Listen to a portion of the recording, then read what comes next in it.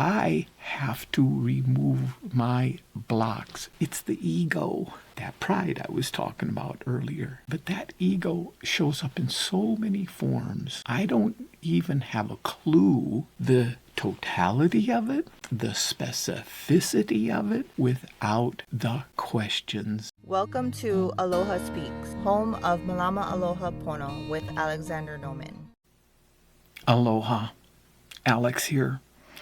And I have really thrown myself into a difficult situation that I'm going to try.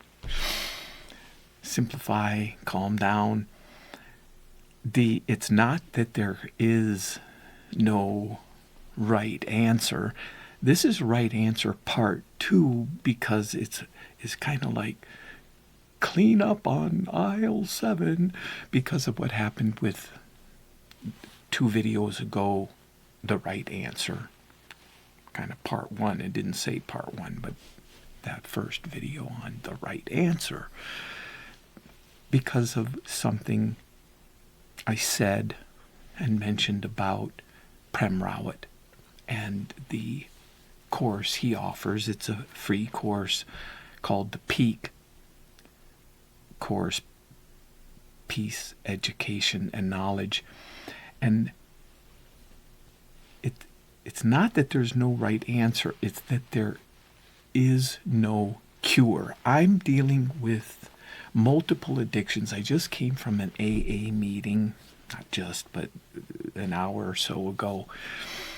And they were talking, usually they just stick to alcohol as the drug of choice, but they were talking about multiple addictions, which is unusual. And they were okay with it. For me, okay, I'm going to deviate here. I might say I have difficulty walking and chewing gum at the same time. But then when I do pull off walking and chewing gum at the same time, it's not that happens and I pull it off. It's that I pat myself on the back for it. I have difficulty multitasking. But when I do pull off multitasking, it's not that it happens, it's that I pat myself on the back for it. Look what I did. I did that. It's the pride. What does that have to do with addiction? What does that have to do with this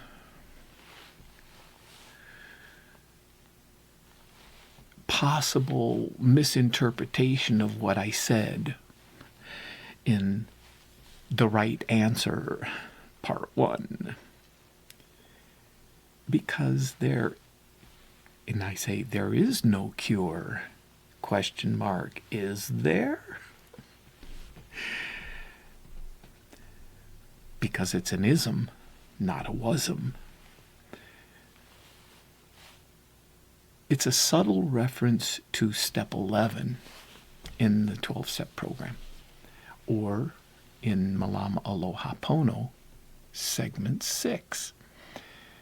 To me, it's the bullseye, and it's a long step 11. It says, sought through prayer and meditation to increase my conscious contact, to improve my conscious contact with, and it says, God as I understood. It says Him. I say God as I understood God.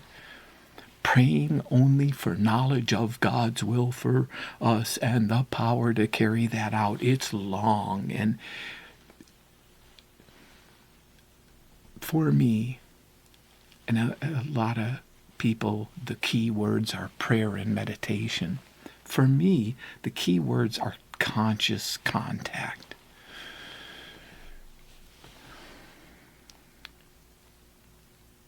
In segment 6, it's that self-love. That's where I was equating this importance of the gift I was given with Prem Rawat. Now, I'm not wanting to belabor that point. What I'm saying is, what about the step before step 11? Because everyone puts so much weight on step 11 in speech.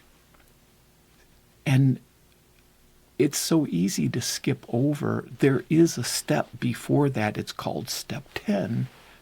And all the steps before it that are the inventory steps. And that's what AA is really, really good at. And yet, so much resistance happens in that arena. So that's in Malama Aloha Pono, the segment 3. Segment 1 comes before it. Segment 2 comes before it. Segment 3, which is the self-assessment, that's that inventory, comes before, because I have to remove my blocks. The block, I say block or blocks, it's the ego. That pride I was talking about earlier. But that ego shows up in so many forms. I don't even have a clue the totality of it, the specificity of it, without the questions that are asked on page 67, which people say, well, that's step 4. So it doesn't really apply to step 10, and yet that is the inventory that is on page 67. And it's so tricky how it's laid out in one sentence. Where am I, or where had I been? And in step 10 it would be, where am I? Selfish, dishonest, self-seeking, and frightened. That how can that be answered? So in Malama Aloha Pono, it's separated 4 completely separate questions. Where am I being selfish? Where am I being dishonest? Where am I being self-seeking? That pride. Where am I being frightened? The fear driving this upsettedness that I'm feeling. Getting to that 5th question, where am I to blame? I've talked about it so many times, but it's on a daily basis. I'm being challenged with this ism, with all of my symptoms of addictions. And I'm not wanting to look at any of them. Not the alcohol, the drugs, the relationship addictions, the sex addictions, the other substances, the food and the cigarettes and the money addiction, the whatever things that I'm looking for love in all the wrong places. And it's Prem Rawat that talks about this musk deer that goes off. I think he's telling a story of Kabir, that Kabir told about a musk deer going out into the woods that's so sad because it's searching for that smell, looking for that other deer when the aroma is coming from its own navel. Can't find it. That consciousness, that conscious contact that it talks about, and that love that is being looked for is within. That's the right answer. It's why it's so valuable that gift that Prem Rawat offers is the answer. It has nothing to do with what I need to do to remove the blocks and do the program of the 12 steps. It's never meant to be a cure. It's meant to be that source that's already here and never leaves.